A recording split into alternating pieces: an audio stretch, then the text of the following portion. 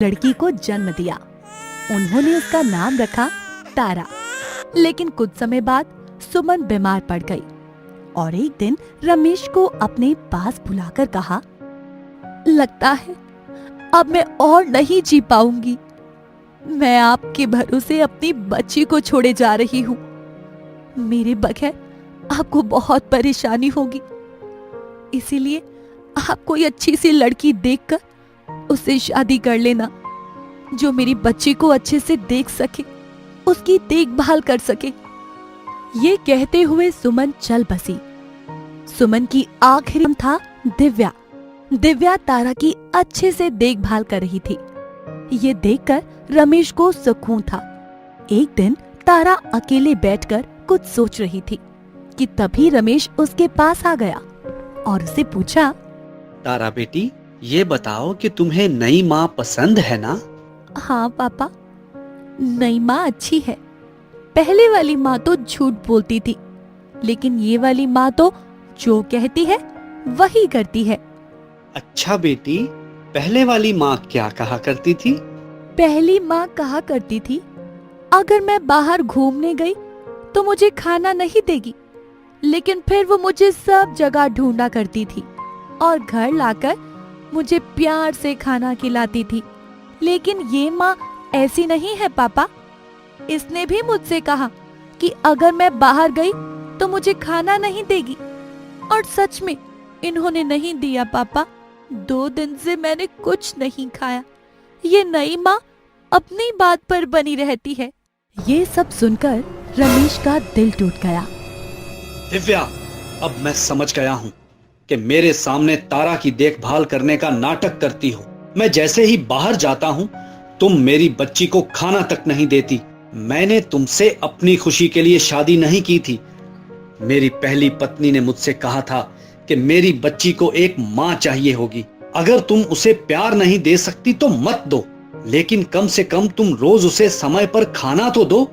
ये कहते हुए रमेश बहुत दुखी हो गया और घर से बाहर चला गया कि तभी गुस्से में दिव्या ने तारा को पढ़ते हुए देख लिया और बोली, ओ महारानी, ये पढ़ना लिखना बंद कर और चल घर की साफ सफाई कर, तभी तुझे खाना मिलेगा, समझी? जी माँ जी। ओ अभागिन लड़की, बिस्तर पर बैठकर कपड़े समेटने के लिए किसने कहा? चल जल्दी से नीचे बैठकर कपड़े समेट, और ये ले और कपड़े। कपड़ों को अच्छे से समेटना, नहीं तो मुझसे बुरा कोई नहीं होगा। मुझे बहुत जोरों से भूख लगी है, मुझे भी अकेले दो ना माँ खाने के लिए। घर का टॉयलेट, बाथरूम, झाड़ू पोछा हो गया जो तू केले मांगने चली आई? हाँ माँ जी, सारा काम हो गया। अच्छा, तो महारानी जी आपको केले खाना है तो ले, खा केले, बिन ले छिलके, खाना। सुन, खबरदार अगर अपने पापा से कुछ कहा तो मुझसे बुरा कोई नहीं होगा, समझी क्या? गला घोट दूंगी तुम्हारा। अब खड़े खड़े मेरा मुंह क्या देख रही हो? खा केले के छिलके। जी माँ जी। क्या है, तू फिर चली आई? माँ जी, मुझे कुछ ओढ़ने को दो ना, जमीन पर सोने पे बहुत ठंड लगती है। तुझे और कोई काम नहीं मिला जो तू मेरी नींद खराब करने चली आई? चल भाग यहाँ से, मेरा तो इस करमजली ने सुख चैन ही छीन लिया है। उस रात जब तारा सो रही थी तो उसे महसूस हुआ कि उसकी असली माँ उससे सपने में बात कर रही है और खाना खिला रही है। फिर तारा ने अपनी असली माँ से कहा, माँ, तुम कहाँ चली गई माँ? मुझे ये नई माँ बिल्कुल भी अच्छी नहीं लगती।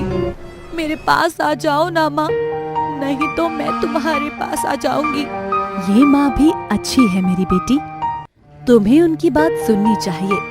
वो जैसा कहे तुम वैसा करो, फिर वो तुम्हें नहीं मारेगी। ठीक है माँ।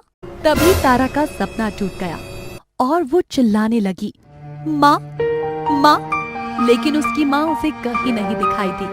माँ, तुम मुझे छोड़कर इतनी जल्दी चली गई, मेरे साथ कुछ और देर तो रह सकती थी ना। बहुत दिन बीतने के बाद भी दिव्या के व्यवहार में कोई अंतर नहीं आया। जब रमेश घर होता तो दिव्या नाटक करती कि वो तारा का बहुत ख्याल रखती है, लेकिन जैसे ही रमेश घर से बाहर जाता, दिव्या तारा से घर का सारा काम करवाती।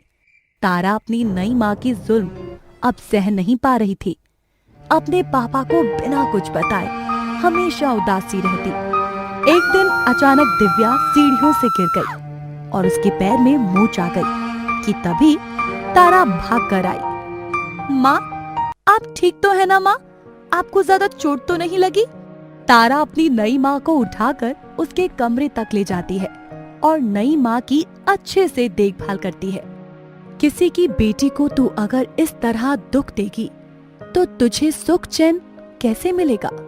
अरे तुम कौन हो? मैं माँ हूँ। तुझे शर्म नहीं आई एक बच्ची पर इतना अत्याचार करते हुए?